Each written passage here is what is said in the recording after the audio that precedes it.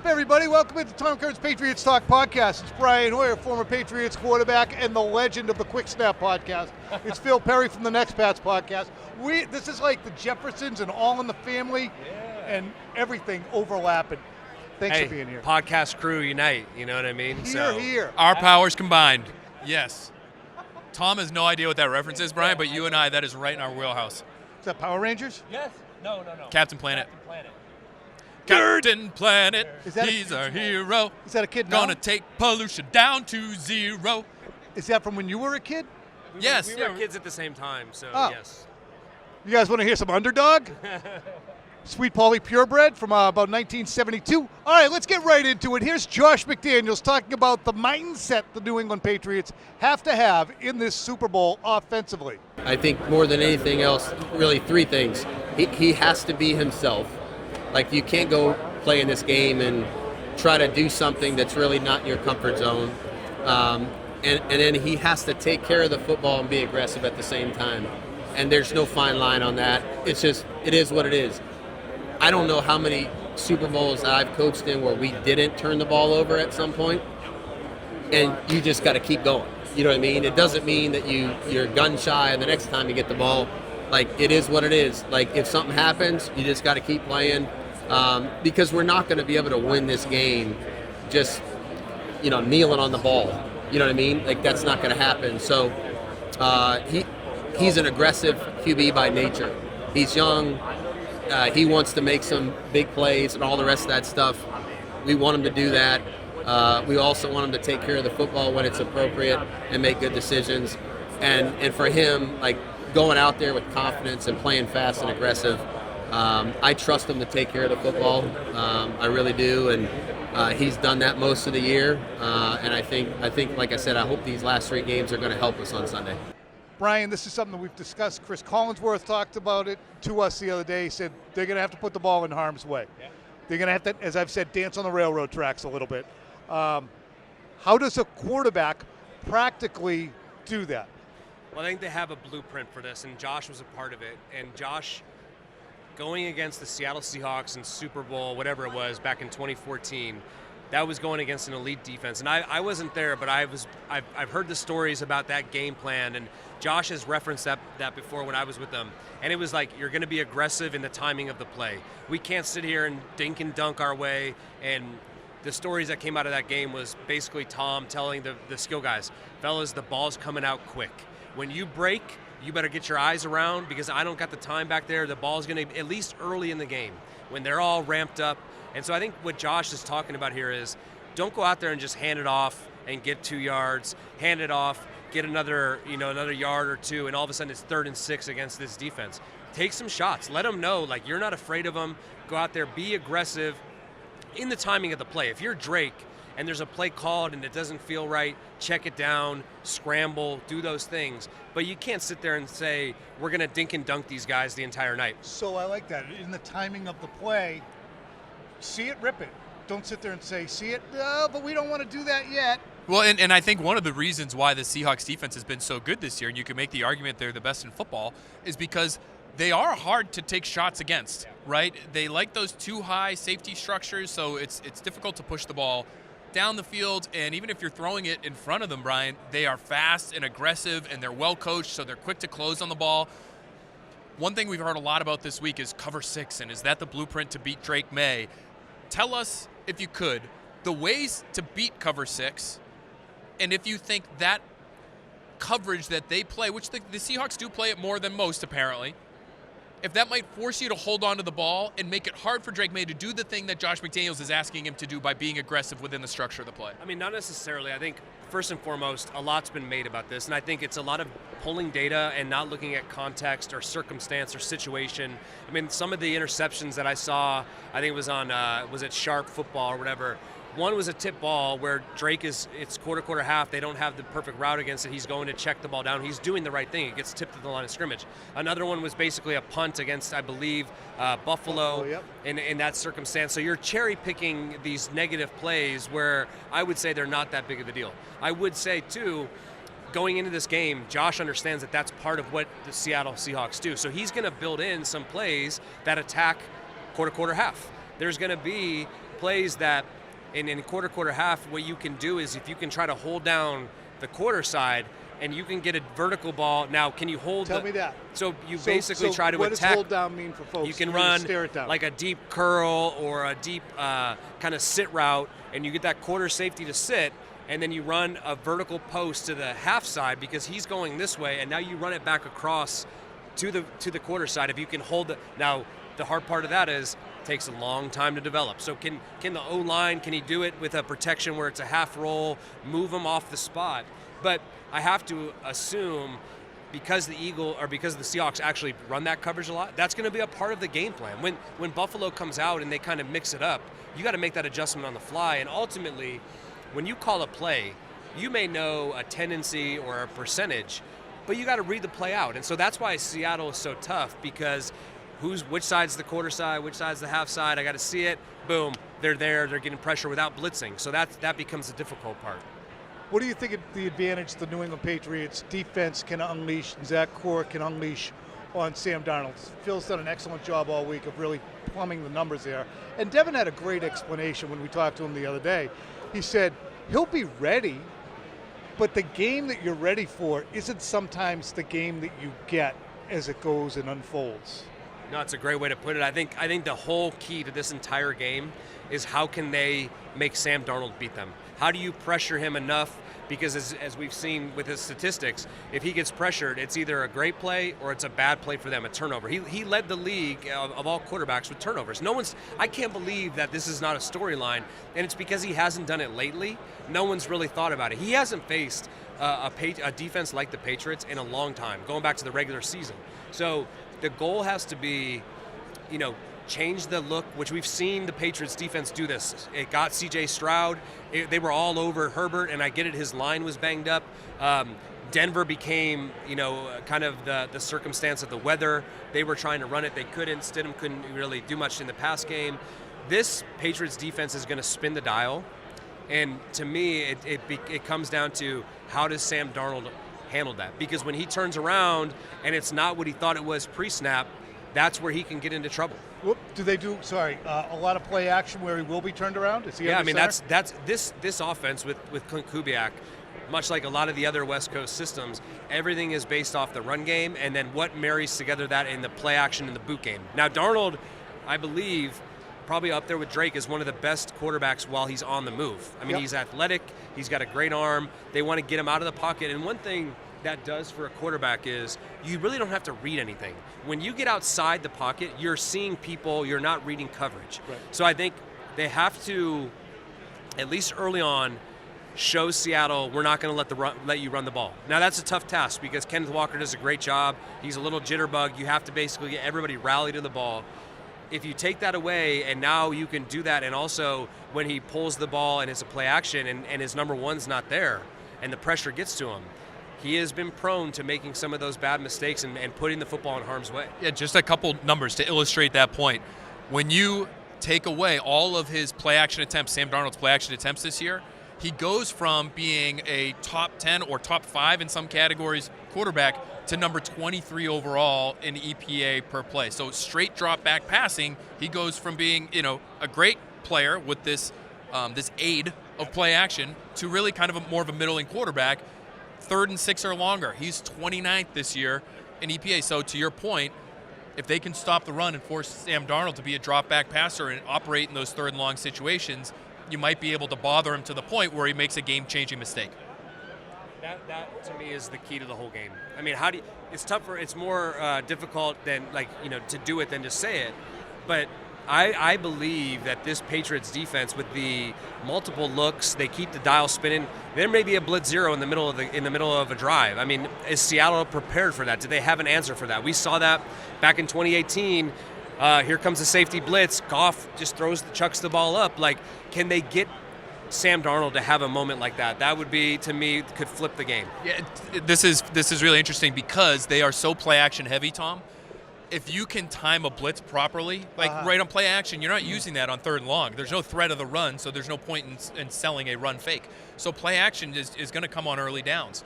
So are you willing to blitz a corner or blitz a safety on an early down? One of their most negative plays in that NFC Championship game, and Darnold played great, but he took a bad sack. It was like a 12-yard sack because it was a long developing play action fake on first down. The Rams just timed it right, blitzed a corner and a safety off the same side, and they end up sacking him, and it ruins the drive for Seattle. So how aggressive are they? How much do they blitz? Like, these are things that I'm looking for. I think Zach Core will be aggressive so that on those early down plays, they may be able to get a negative or two that really ruins a series. There's two different ways to approach an elite offensive player on the other team. There's one where you say, like in basketball, we're going to let him get his. Nobody else is going to score. So good, have 36. That's great. You know, I think it was the Bills Giants where Belichick said we want him to throw for 300. We want him to run for 100. They were going to let them run because right. They didn't want to get beat by the K gun. Yeah. Or there is the notion that Chris Sims mentioned where you'd be sick to your stomach if you leave this game and Jaxon Smith-Njigba beat you. And they also had that. You know, Bill Belichick was also the creator of we're going to beat the shit out of Marshall Faulk. So which approach should they use with JSN? I actually think they should do a mix of a few things. Personally, I would say you can say how good is Gonzo, which I think he's top 2 in the league. There may be some man calls where we just say, Christian, you got him. It's you one-on-one with him. Our best versus their best. There's another version of man where maybe you put Carlton Davis on him, and then you give him help, whether it's from a safety, from a drop down, from a linebacker dropping out. That would be more of the old Belichick, Patricia, B-flow version of defense. And then I also think there's some spaces where you play zone coverage, and you have we talk about quarter half. There's a roll check to Smith-Njigba. All right, we're going to play quarter half, or we're going to play whatever it might be. But wherever he is, we're going to play cover 2. The element that Seattle does really good is they move him around a lot. They move him into the backfield. Well, now all of a sudden, if you have zone coverage, like the touchdown that they threw to him in the NFC Championship game, you've basically put him on a linebacker. So how are you going to have an adjustment for when he goes back in the backfield? How do you treat all those things? And that, to me, I would not want to leave a game and say, we made everybody else beat us except for JSN. I don't want him to be the one who beats you. I'd be sick to my stomach, as probably the Seahawks were in 2014 when Gronk matched up with, who was that? They split him out. It was just BJ Wack? Was it BJ? It wasn't KJ Wright. KJ Wright, yeah, thank you. Really good player. The whole friggin' defense, that was as good as it gets. I wonder, speaking of Patriots past, there's a game in this regular season that Tom and I have talked about a little bit, Brian, when you're talking about the Seahawks and what to do against them. The Vikings were able to hold JSN to just 2 catches in Week 13. Sam Darnold had a rough time throwing the football, and Brian Flores blitzed the you-know-what out of him. 60% of his dropbacks, they sent a blitz. Do you think if they do – let me put it this way. The Patriots have been pretty blitz-happy this playoffs too. If they decide to do that, does that mean more Gonzalez one-on-one just because you have fewer bodies to double him with? I mean, the way B-Flow calls defense, a lot of those pressures are man pressures. And so I would like to think if you're going to do that, then you put your best on their best. And you just say, if they can handle the pressure, we know that he's probably not going to throw it to JSN. It might be Cooper Kupp, it might be Barner, it might be Kenneth Walker out of the backfield. I don't know. But I do think, and it goes along the lines that we talked about with Josh McDaniels earlier, this team, and Vrabel has talked about it, I think they're going to choose to be aggressive all night. They are not going to go down sitting back on their hands. Like, they are going to go and they're going to say, they're going to watch that film that you just mentioned. I would also say, like, Matt Stafford tore this defense up. And I get it. He's got Nakua and he's got Devontae. But go look at his last 2 performances up in Seattle, which I do think you take them out of Seattle, they are a little bit, that's a hard place to play. So now it's a neutral site, and we know our fans, the Patriots fans, travel really well. Like, what's that atmosphere going to be like? But I do think, as you mentioned before, Zach Core, this defense, they've been aggressive. They've gotten after these quarterbacks. There's no need to change that now. Sometimes, Tom, I read between the lines. I know you do too. When you hear certain players say certain things about the opponent during the week leading up to a game, in this case, it was about a week and a half before the game. But Milton Williams, very honest guy, been great to talk to all year. He put it very clearly. He said, this quarterback that we're about to face in Sam Darnold is a lot like C.J. Stroud. And after the game C.J. Stroud just had, that ain't a compliment. No. But the way he said it was, listen, if we give him time to throw, he can make all sorts of throws. But if we pressure him, we're gonna have a good game. So I wonder if it'll take from the Flores game plan, it'll take from that Houston Texans game plan that they just put together, and you'll end up seeing a lot of blitzes thrown Sam Darnold's way. 2 questions. One is going to be about the track, the turf. But before I get there, I'm going to ask you this, Brian. The Patriots are here before they have any business being here. Now that they've arrived here, in Willy Wonka's chocolate factory, and they have the golden ticket, shouldn't they just be balls to the wall the whole day? You don't have to play with nothing to lose is what you're saying? Yes. I do, but then there's the human element, too, where you do realize, we can't just go out there and blitz zero every time, because if they throw 3 touchdowns off of it, we will kick ourselves, too. But I do get what you're saying. You don't have to take half-court shots. No. Oh, my God. But I do think, it's not like you're playing with house money. I don't think that. But in what you hear from Josh, and you hear from Vrabel, and you hear from Milton Williams, we are not going to go down by being tepid. If we're going to go down, we're going to go out there. And look, the reality is they have not lost. They have not been blown out all year. So there's no option that's going to happen. And Seattle's lost, I think, their 3 games by a total of 8 points. Yeah. What I think is interesting about both these teams, with the Patriots in particular, is people aren't going to want to hear this, but I think that the mentality within the team is we're better than we ever thought we would be. We're still not a good team. Yeah. And that does inform the idea that we might have to do a little extra to walk out of here with a win if Drake is having a difficult day, because they are on his back right now. Yeah, and as scary, this is a scary thought that just came to me. They have not played a full, complete game the entire year. They have not played a game where I thought the offense played their best, the defense played their best, and the special team all in the same game. I mean, now this will be a tall task, but if they could do that in this game, they will win, and it will be a little more convincing than people might imagine. I mean, I can't believe the amount of, or the lack of, people choosing them in this game. I don't look at this Seattle team and see the 2007 Patriots. No. They're a good team, and they're very well coached, and they have good players. But it's not like this massive gap in between these two teams. I do think that these are the 2 best teams, like I said earlier, in the league, and that's what you want in this game. I want to focus on the word Brian used in terms of the kind of game you want to play. Obviously, you want it to be a complete game. That doesn't mean a perfect game, right? And I think both of these quarterbacks will probably make a mistake at some point. These defenses are really good, in my opinion. To me, the game could be decided by which quarterback bounces back better from that moment. And I feel like Drake Maye has shown us this is his first Super Bowl. It's different. The atmosphere is different. The pressure is different. The stakes are different.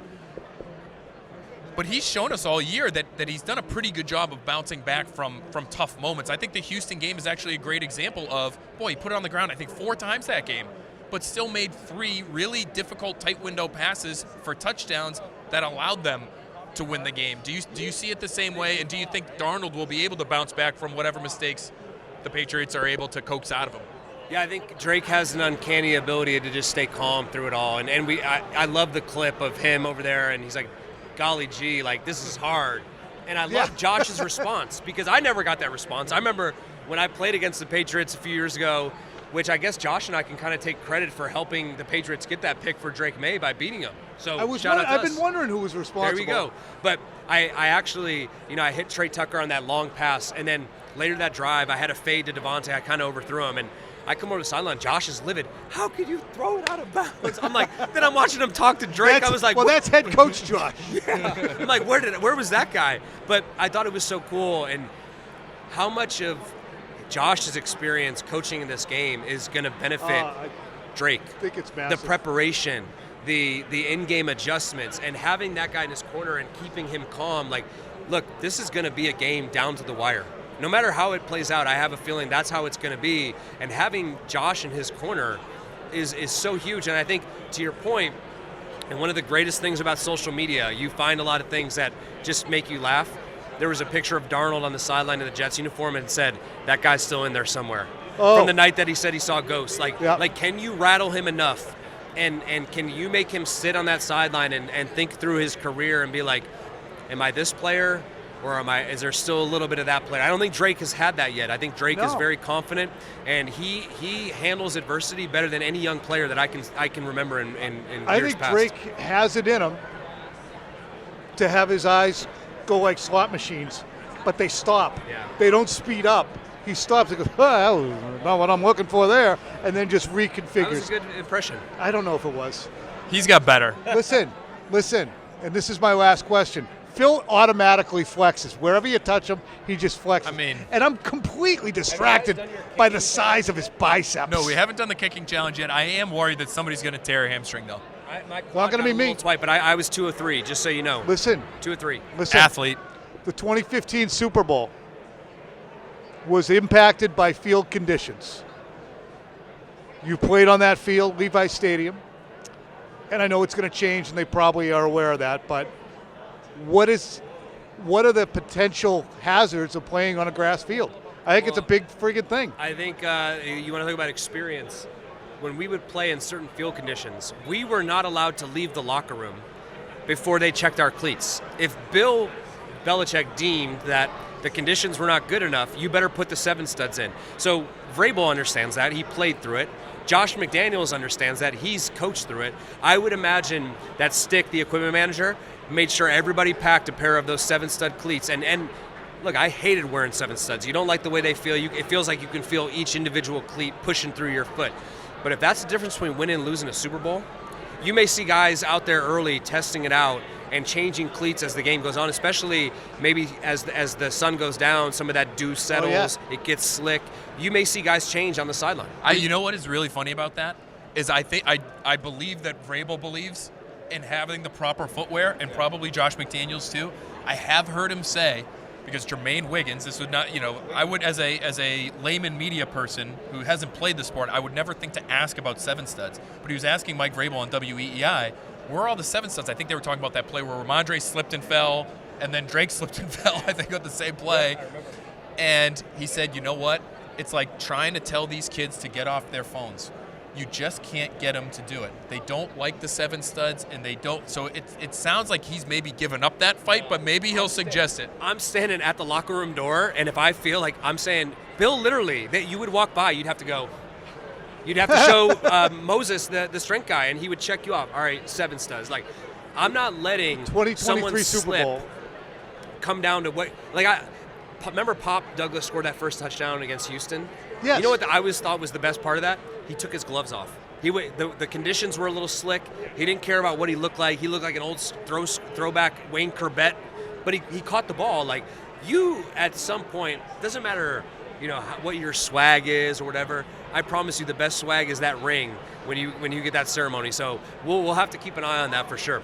All right. Well, we got some interviews that we have done. We got Tedy Bruschi coming at you, and we also have, it's escaping me, Cris Collinsworth. Right. Enjoy. Been great to have you with us all year long. Obviously, we will have more Patriots Talk Podcast coming at you. We'll have to do an aftermath, so we'll hit you for that. Enjoy the game. Ladies and gentlemen, it's one of my first favorite guys to cover. It's Tedy Bruschi. He used to give me the worst time when I was starting Metro West Daily News. I'd go over to his locker and he'd go, "Who you with?" "Metro West Daily News, Tedy." Okay. Every time. Every time. I'm like, what is with him? Yeah. We welcome you guys just in the locker room, though. We mess with you guys just like you mess with us. Well, you didn't mess with us. We mess with each other and then mess with you also. It was your home. Now, Bruce, Vrabel was the worst. You, Vrabel, Izzo, right, back to back. Just tortured us. Vrabel and Izzo used to get more in what you guys were wearing and your shoes and everything. I wouldn't take it that far. Tedy would go. You go up to Tedy. Tedy, what's up? What do you? More again? But you're here not just as an expert on these two teams, and congratulations on all your post-football success, but also with Abbott Heartmates. Yeah. Can you tell a little bit about and show the piece of equipment, that your device that you have both in your hand and in your heart? So Abbott is a medical company, a global medical company that does so many special things. I've been connected with them for 21 years. How? Okay. After my stroke in 2005, I had to have a device put in my heart. It was an Abbott device. I actually have been to the Abbott facility in Minnesota, and they actually gave me one. So This is what I've been having with me today. This is look at that. I got a Super Bowl. This is what I'm about right here. All right, winning championships and also being a stroke survivor. But this is an occluder. I had a PFO in my heart. This actually went in me through the groin. It was stretched out like a pencil lead. It was much, much tighter than this, but it went in and then boom, put into my heart, closed the hole. So do they just keep pushing it up until it gets to your heart? Right until the point where it's in between the hole and then the PFO, and then they let it contract, and then your heart heals over this.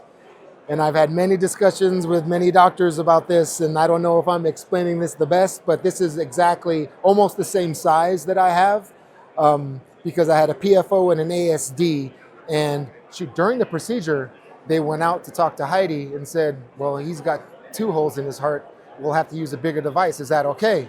And she said, well, yeah, it's okay. Might as well. And then so when I woke up, I remember they said, Tedy, you had 2 holes. And I looked at them and I said, did you close them? And they said, yes. And I said, all right, get me out of here. So, and that's how that went. But so, okay, the HeartMates program, yes, it's almost like a network, a team. It's where heart survivors, stroke survivors can come. And I mean, I wish I would have had somebody to talk to, that had gone through that had one of these, that had a similar, instance as me. I'm here with Damar Hamlin. Yep. Everyone knows about his event that he had on the field. And we form these groups. We have huddles. We have a virtual huddle coming up a little bit later. I'm going to Dallas. I'm going to LA just to have these in-person huddles also, where survivors, you just talk. Because I can imagine there's a kinship, a shared experience of something that happened that you didn't expect. You had just come back from the Pro Bowl. And the next thing you know, you're coming out of MGH like this. Hi, everyone. Yeah, and no one in your family sometimes can relate. Yes. They can give you support. But they look at you and they're scared, I would imagine. Yeah, and the caregiver aspect is so big too. The caregivers are welcome in the HeartMates program also, but still, I need to talk to somebody that knows what I'm talking about sometimes. I mean, Abbott makes small devices like this. They may make an LVAT that keeps your heart pumping when you're waiting for a transplant. And there's so many questions that these people have that I've been in these huddles, and I mean, it's just, there are tears, there's support. So that's what I'm promoting, because abbott.com/heartmates, if you want to be a part of the program, you can join. No, it doesn't cost anything, you just join. Okay, I'm gonna remember that. Okay. And make sure that I have this is how Radio Row works. People are promoting things, and we talk to them. And there's a lot of things that we could promote. Paper towels, Bounty paper towels they're giving out to community. This really mattered a lot to somebody who was important to all you folks who watch this. So I think it's important for him to have the opportunity to I appreciate it, Tom. I really Thank you do. very much. Thank you. We can talk some football. Before we get to the football, though, okay. If you were ever in a situation where you need a hair transplant, talk to Lepresti at 1-800-GET-HAIR. What the hell? Does this ever? I'm doing okay. Look right? at this. This is outrageous. It's Italian Filipino genes, man. That's all I can say, and that's all I can just. God bless my parents up there in heaven. They gave me a good head of hair. Tedy Bruschi. I always like that middle name. It was at a Super Bowl. I asked you about how that middle name came to pass. Yeah, my mother's maiden name. Yeah. That's what they do back in the old days. Me, my brother, my sister all have the same middle name. I knew that would make your day. All right. I have said a number of times for the Patriots, this year is as good as it is going to get, because after this year, the expectations will be on them. Oh, I see. Okay. This is the most for that little group of people, the way that you had it in 01. Yeah. This is as good an experience as it's going to get. You're on house money. You're having a great time. Nobody's pissed you off yet. There's no contract strife. Right? Is this the beautiful time for them? It is. It is, because you're breaking through the unknown with every win, and they're here at the Super Bowl. And I remember winning the first one in 01. And I was like, oh my gosh, we just did it. And I was calling for my mom. Like, Mama. I'm looking for my mom in the stands. I mean, it was just so unbelievable to me. But there are levels of it still, Tom, all right? And then, so after 01, what's going on, man? Hey, buddy. Jay Glazer. Okay. He's got his own rules. So after the 01 game, we failed. we failed. In 02, we didn't make the playoffs. So it's almost like we had to go through that, but then the next level of 03 and 04, it still came. And I think Vrabel, first of all, has lived all of that. Yes. So I think he'll be able to scope them next year still in terms of dealing with expectations, but you want them. You want the expectations. You want to win the championship and just see what it'll bring, because if you don't, you're almost the biggest loser. Yeah. And I'm telling you, I've lost Super Bowls before to where it's just like, it's nothing.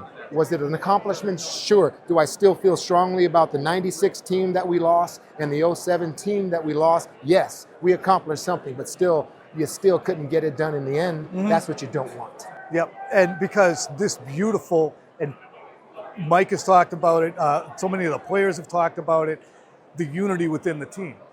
Every position group is like that. And there's guys, there's a lot of the young guys, but they have their own Otis Smiths and Anthony Pleasants. Yeah. On this team, Morgan Moses, guys like that. Morgan Moses, Milton Williams is one. Mac Hollins is one. Yep. Not a lot of stats, but that's a culture setter right there. There's why this team probably feels so strong is because every single unit has contributed to where they are in a great way. In a great way. I remember in 01, Tom Brady only threw for one touchdown pass with his arm. The entire playoffs. In the snow, he ran for one. Yep. All right. In the AFC Championship game that first year, against the Steelers, it was Bledsoe he was out that quick. threw the touchdown, and then he threw one in against the Rams. But it was special teams touchdowns, it was defensive touchdowns, and that's why that team, that's why I wear this ring, probably. It's the first one, and I feel so special about this first team. The way we won, whatever we had to do in that particular game, we did it. And that's what this team is doing too. How much does that year, that season, the things you learned, the relationships you built, still resonate with you every day? I bring it up all the time as an analyst. Really, I felt like I lived an experience that few ever live. And that was like an underdog story of coming out of nowhere with a quarterback that nobody knew about, and all of a sudden you've just won a championship. All right, how'd you do that? You did that because it was untraditional. It isn't the whole, yes, it has to be, this stat has to be right, that stat has to be right. No. A play has to be made. A play has to be made with good timing by any unit. It just has to be made. And if it's the right play at the right time, you can win a football game, and you do that consecutively, then you raise the Lombardi. And the wild thing about it is there's that do your job, which is going to exist on Sunday. You want to make a play, but you don't want to go and do something outside of your norm trying to make a play. Right. Is that right? Right. So, how do you convince a team that is, you've seen the emotion from Steph Diggs, right? Yep. How much, oh my gosh, can you sense how much he wants this? For him, for the entire team. You can. It exudes from everyone. So, okay. So how do you tell them that, listen, man, whatever you did to get here is enough. It's not going to take more. Because you get here and it's like, I got to do more. Now I got to make the play. I got to get so geeked. I got to get so fired up because it's the Super Bowl. You don't. How you won the AFC Championship is how you can win this. How you won Week 5 in Buffalo, they already know, but they just have to know that. I think Braves is going to give that to It's something special. Let the game come to you. Even in the biggest But one. when you see it, bam, Yeah. you got to do it. Yeah. You must have been personally troubled, irritated, and offended last week when you learned that Bill wasn't going to get into the Hall of Fame. I was gonna. I don't know why. I was. One of the writers that was in the room that voted was asking me to talk on a story or something like that. Okay, and I sent him a text. I didn't send it. I wrote a text. I was like, babe, read this text, Heidi. She's like, don't send that. And I didn't. So, but that's how upset I was. That was my initial reaction. My son's like, Dad, Bill didn't make Coach didn't make the Hall of Fame. And I was like, that's not Schefter. I didn't believe it. Right. I didn't believe it. I was like, no, let me check my account, And I was like, unbelievable. You're not winning championships, though, now. No. It's opinions of 50 people. And to win those, It's hard. How do they win on Sunday? I don't know. It's tough. I It's a don't fair know. fight. It is. Team's a little bit I better. know how great Seattle is.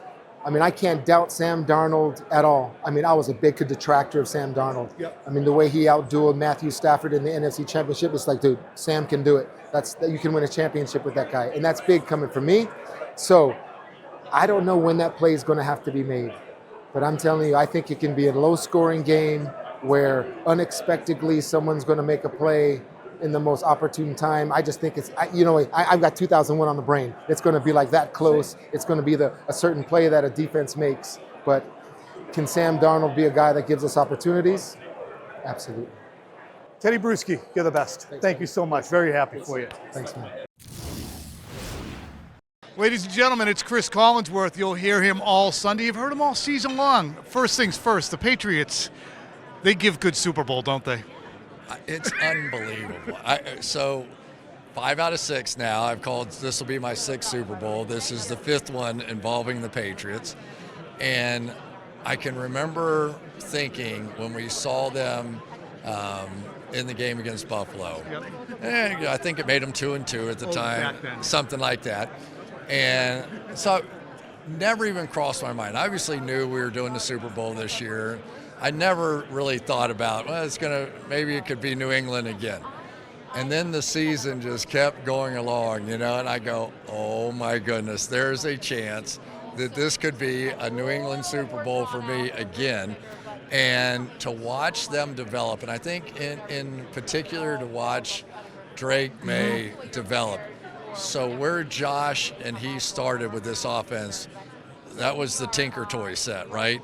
And now when you see them, and I know they've had some horrible weather games, so the numbers haven't been there, but to see the development of what they've done this season, and now literally Drake is ready to take over the reins. And I'll bet you he's a little fired up to be there and see some good weather, hopefully, and get back to the show that we've seen from him from the beginning of the season on. Every single time the Patriots are in the Super Bowl, it somehow turns into some epic, memorable, ridiculous ending type of game. I kind of can envision that again because this is kind of a fair fight, isn't it? I think it's a very fair fight. I really do. And I will say that the West Coast of the NFC, with San Francisco and Seattle and LA, those guys hardened each other, and they really did. That was a heck of a division and coming out. And I think there's a lot of people that believe that, that division was the best of the best. And so now Seattle comes out of it. New England hasn't put up a bunch of points in the last few games. And everywhere I go, I'm like, be careful now. Just be careful. I've seen this act before. And very quietly, what we've seen is that, New England sort of jumped out, and it was offense, and they were great, and deep balls, and back shoulders, and Booty, and Diggs, and all those guys. And now it's the defense that's like a top 5 defense, and we're in there. I would just say be careful. This is a team that has some real potential. My last question is, as we cover the week, we're trying to come up with what will be the main factor. And I keep coming back to Drake Maye's legs. He's run for 38 first downs this year. He has 450 yards rushing. Darnold's got like 95. He has time and again been on 3rd and long throws or on 3rd and 5, 6, 7 runs. A real equalizer. He's run twice for over 60 yards in the playoffs. Do you envision his mobility being a real thumb on the scale for New England? Yes, although I'll say that Sam Darnold's a pretty good runner too. Mm-hmm. And I don't think that Darnold has to be able to match him run for run, but I do think that he has to hit on a couple of those conversion plays on 3rd down or around the red zone that can make a difference for them as well. But maybe the one thing that has been underestimated a little bit is the diversity of the receiving corps for the Patriots. They have one guy who does everything. They have a position and a player that can do just about everything. I don't know that they have, Kyle may be that one deep threat that comes down the field, but their ability to hit those back shoulders and then also to be able to get over the top because so many people are playing those back shoulders now. And some of the spectacular catches that we've seen in traffic now over the last, I don't know, whatever it's been. The contested body. Keyshawn Boutte is nobody's idea of a burner, but his ability to just physically X out like Collins, Derek Stingley and the same thing. Those guys, they are unafraid. And when you have guys, the hard part, honestly, for this game is going to be for Drake. He's got to throw contested catches in the Super Bowl. If you throw enough of them, you could get some interceptions out of it. And I believe he's going to have to be willing to take the risk. It's hard as a young player. You don't want to be the one that makes the big mistakes. But this crew deserves a chance at wide receiver and tight end to go make the plays they've been making all season long, and I think they'll get that chance. So go out punching. Cris Collinsworth, thank you so much for your time. A lot of people want to talk to you. Good day.